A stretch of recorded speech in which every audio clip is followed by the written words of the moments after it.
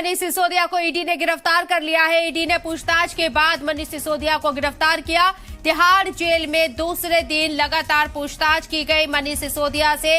उसके बाद ईडी ने गिरफ्तार किया है मनीष सिसोदिया को और ये पूछताछ तकरीबन 8.5 घंटे तक चली और पूछताछ के बाद दूसरे दिन मनीष सिसोदिया को ईडी ने गिरफ्तार कर लिया है। वाज़ेह रहे कल 10 तारीख को उनकी जमानत अर्जी पर सुनवाई होनी थी। मनीष सिसोदिया को जमानत मिलेगी नहीं मिलेगी ये कोर्ट को तय करना था कल, लेकिन उससे पहले ईडी ने आज मनीष सिसोदिया को गिरफ्तार कर लिया है। तिहाड़ जेल के अंदर 14 दिन की न्यायिक हिरासत में मनीष सिसोदिया भेजे गए सीबीआई की रिमांड पूरी होने के बाद और अब ईडी की रडार पर मनीष सिसोदिया नजर आ रहे हैं, क्योंकि ईडी ने एक लंबी पूछताछ के बाद मनीष सिसोदिया को आज गिरफ्तार कर लिया है। तकरीबन 8.5 घंटे तक आज पूछताछ की गई मनीष सिसोदिया से। ईडी के जरिए लगातार ये दूसरे दिन पूछताछ चल रही थी मनीष सिसोदिया से तिहाड़ जेल के अंदर और फाइनली 8.5 घंटे के बाद पूछताछ के बाद मनीष सिसोदिया को ईडी ने गिरफ्तार कर लिया है।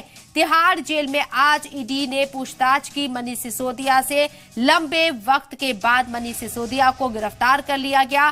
सेम पैटर्न सीबीआई ने भी तकरीबन 8 घंटे तक पूछताछ की थी मनीष सिसोदिया के साथ सीबीआई हेडक्वार्टर में और वहां से सीबीआई मनीष सिसोदिया को गिरफ्तार करती है। उसके बाद कोर्ट से उन्हें रिमांड दी जाती है। मनीष सिसोदिया 6 दिन तक रिमांड में रहते हैं सीबीआई के। उसके बाद सीबीआई की रिमांड मुकम्मल होती है। कोर्ट के जरिए उन्हें तिहाड़ जेल 14 दिन की न्यायिक हिरासत में भेजा जाता है और फिर ईडी की एंट्री होती है इस मामले में। तिहाड़ जेल के अंदर ईडी मुसलसल 2 रोज से पूछताछ कर रही थी मनीष सिसोदिया से। आज दूसरे दिन 8.5 घंटे की पूछताछ के बाद मनीष सिसोदिया को गिरफ्तार कर लिया गया है।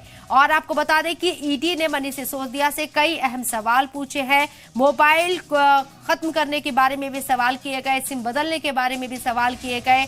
शराब घोटाले से जुड़े हुए ये पूरा मामला है और इससे जुड़े हुए तमाम वो सवाल ईडी ने पूछे हैं। और फिर उसके बाद 8.5 घंटे की पूछताछ के बाद मनीष सिसोदिया को आज ईडी ने गिरफ्तार कर लिया है।